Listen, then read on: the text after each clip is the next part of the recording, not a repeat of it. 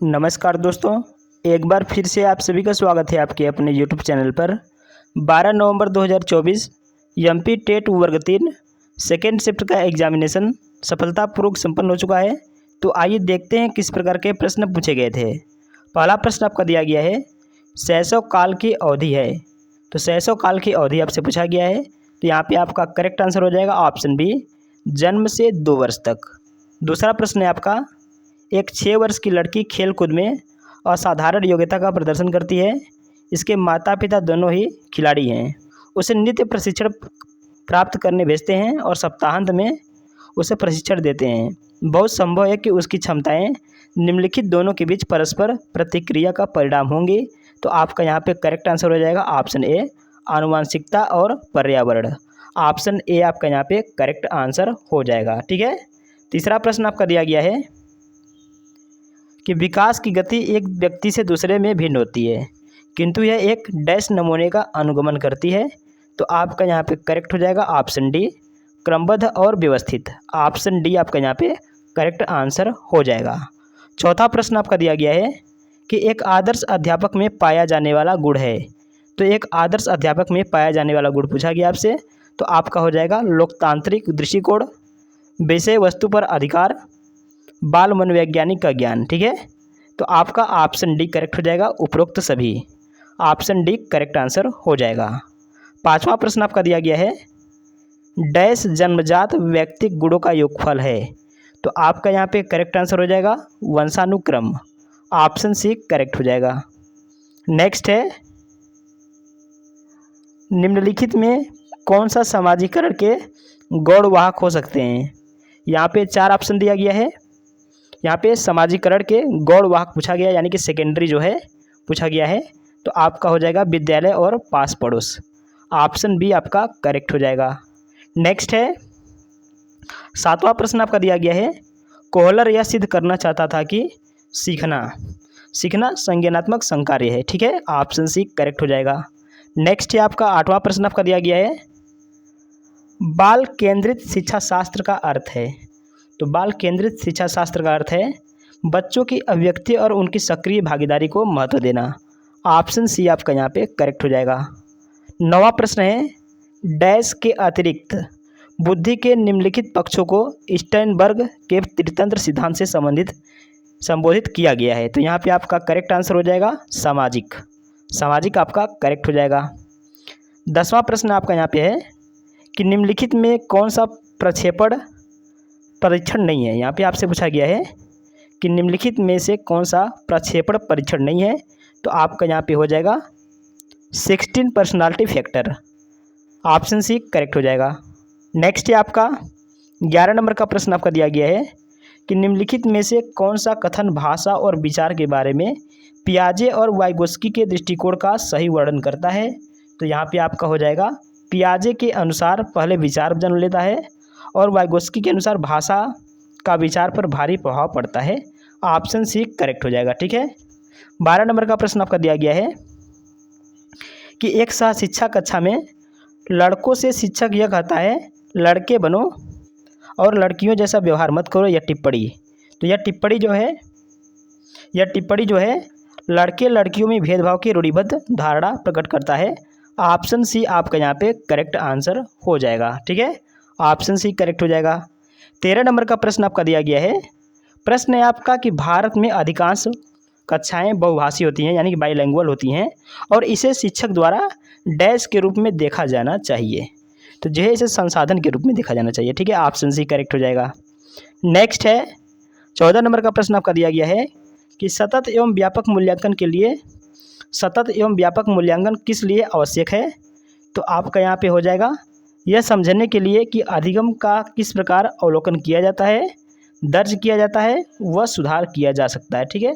Option D correct हो जाएगा।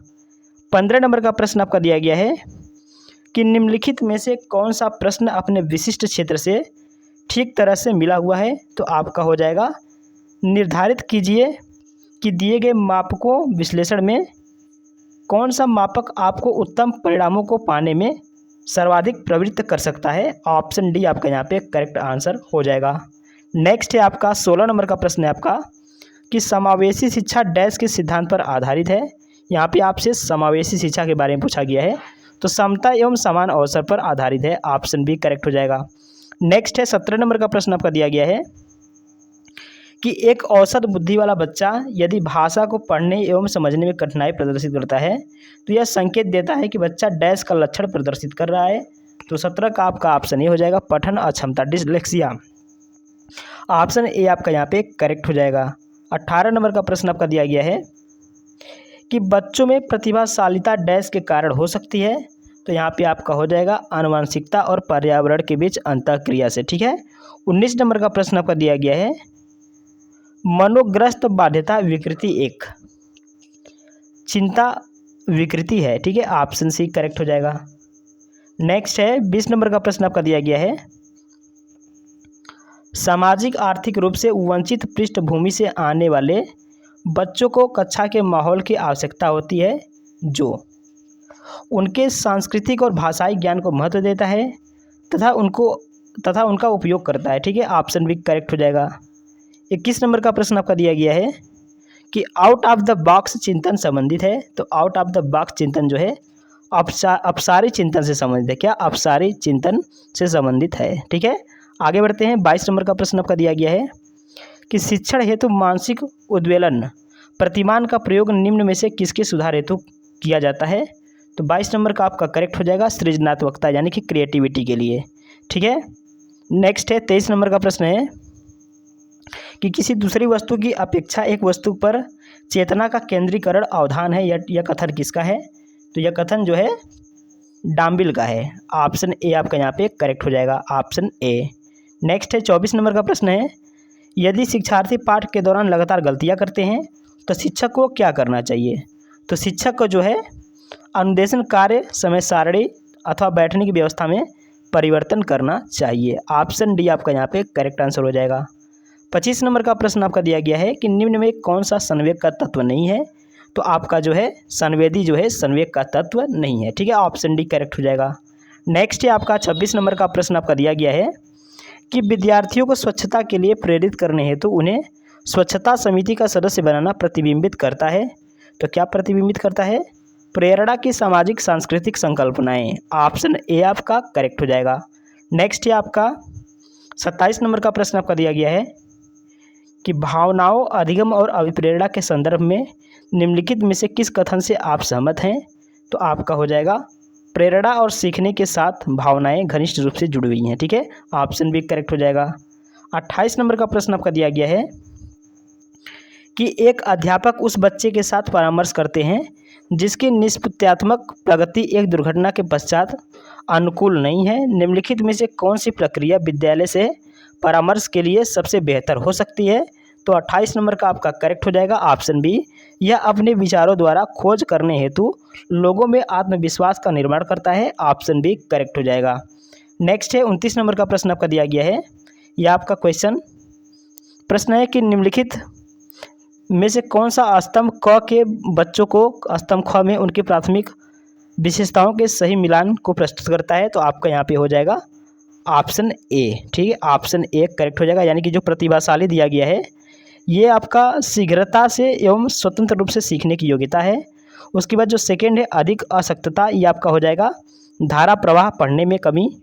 और तीसरा आपका दिया गया है सृजनात्मकता। तो सृजनात्मकता जो है यानी कि क्रिएटिविटी, मूल समाधानों के बारे में सोच सकता है। और आपका डी वाला जो फोर्थ वाला ऑप्शन आपका दिया गया है ये आपका हो जाएगा अवधान कमी, अति सक्रियता, व्यतिक्रम, ADHD। तो आपका हो जाएगा यहाँ पे फोर्थ वाला आसानी से विचलित होने की आदत।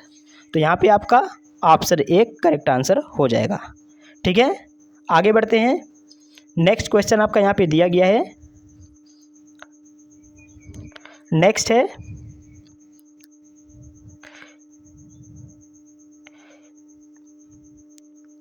संघनन सिद्धांत निम्न में से किससे संबंधित है। तो संघनन जो सिद्धांत है आपका स्मृति से संबंधित है। तो स्मृति आपका करेक्ट हो जाएगा, ऑप्शन सी।